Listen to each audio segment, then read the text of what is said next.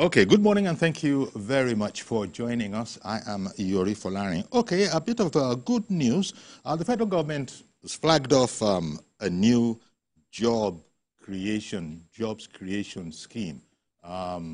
This was part of the campaign promises, and here we are, we're beginning it, and the federal government has just flagged up this scheme. The Director General of the National Directorate of Employment is our guest. He is Mr. Silas Ali Agara. A fine morning to you, sir. Morning, TVC viewers, and morning, Nigerians. Indeed. Thank you very much. Now, well, you see, I mean, everybody wants jobs. They're jobs. But these jobs, are they for unskilled workers only? Or are they, is there a nice mix of them? I ask these questions against the backdrop of some jobs haven't been reserved for special people, so to speak. You know what I mean by special people. I understand you clearly. Okay, sir. So give us the lowdown. Give us what's the what it is that is in store with this. How many jobs in the first instance, and how many ultimately? What's the aim ultimately? Yeah, thank you very much. I understand you clearly. But let me start. Let me educate our viewers first of the mandate of NDE. Okay. Ours is not to distribute white-collar jobs or other jobs to Nigerian youth. Ours is just to create employment. How do we create employment? We create employment by impacting skills on the unskilled Nigerians.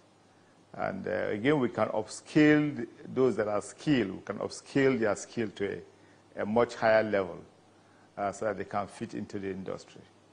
And what we're doing now first is to impact skills on the unskilled youth that need to be on their own, create employment, and in the long run, engage other youth that will work with them. And that is the multiplying effect in the long run.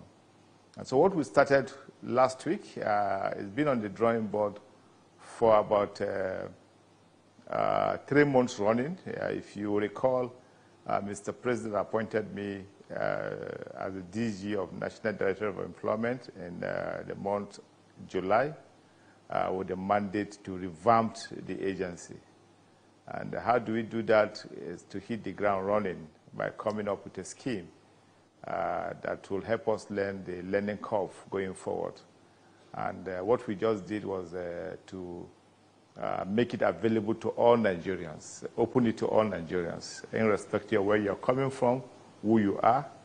And how do you make it open to all Nigerians is to have a portal where everybody will log in, assess what you have, and be able to choose the preferred skills that they think will enable them to fit into the present reality of times.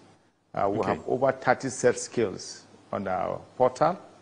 And what we did was to have a minimum of 10 per the electoral ward that we have in the country.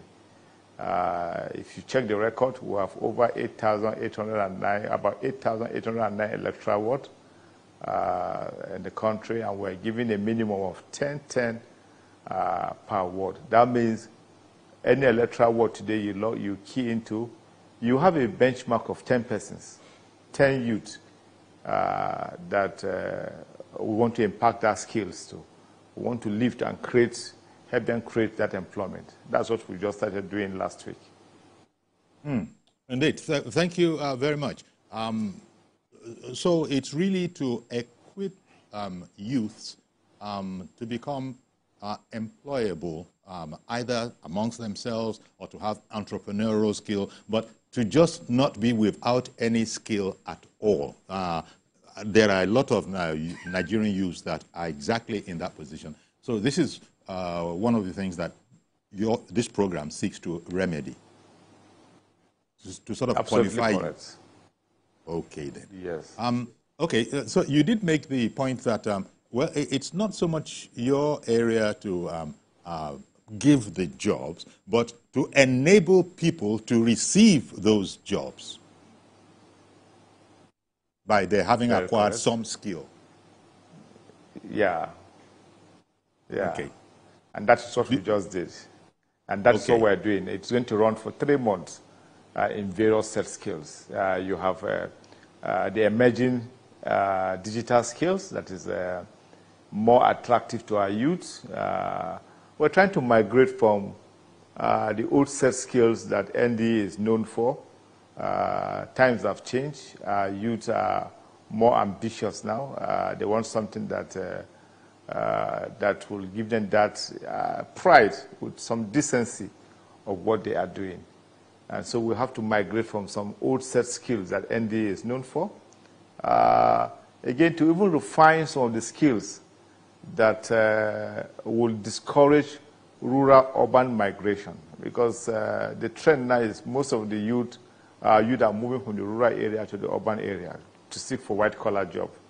But we discovered that, look, wherever you are, you can do something. You can add something to the national economy. You mustn't move from your from a rural area to a more urban area for you to be attractive or for your set skill to be attractive.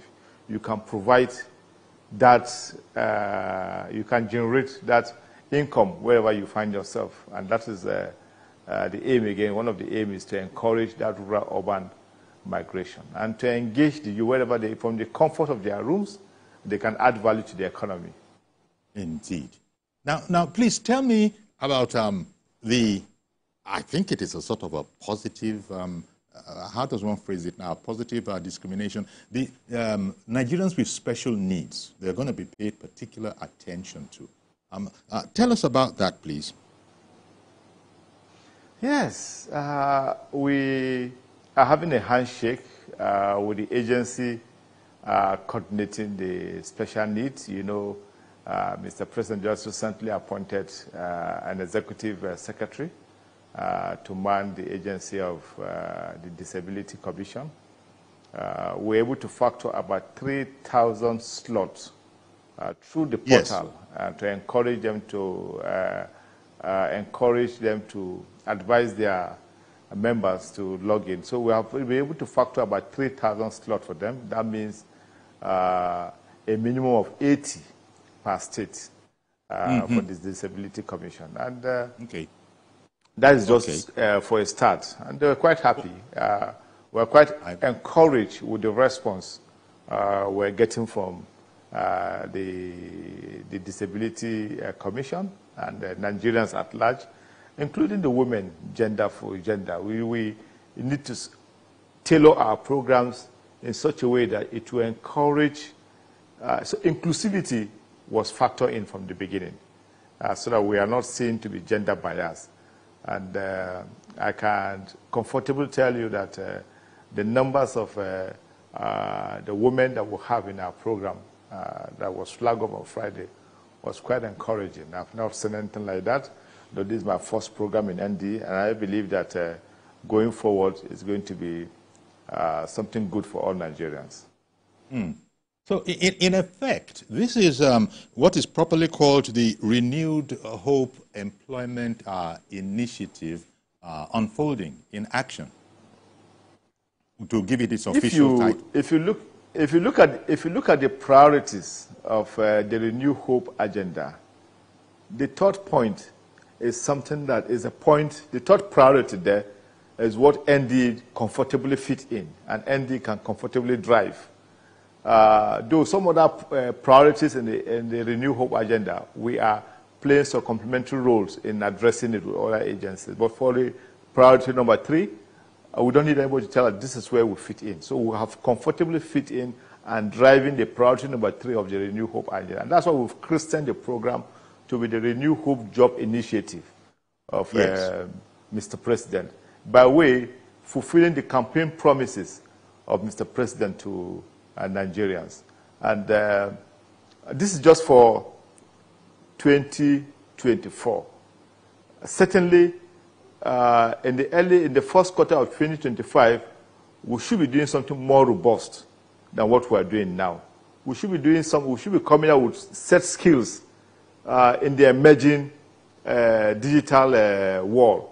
We should be coming out with set skills that will encourage, that will be more attractive to our youth going forward. We need to encourage them to come on that same platform with other youth globally so that we can be able to compete wherever our youth find themselves. They can be able to compete with other youth from other climes. Indeed. As